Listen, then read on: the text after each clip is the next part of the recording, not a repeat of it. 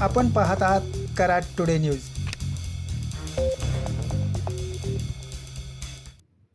दोन दिवसांच्या तुलनेत कोयना पाणलोट क्षेत्रात पावसाचा जोर वाढला असून आज 18 जुलै 2026 रोजी सकाळी 8 वाजता कोयना धरणात 55 TMC पाणीसाठा झाला असून धरण 52% भरले आहे.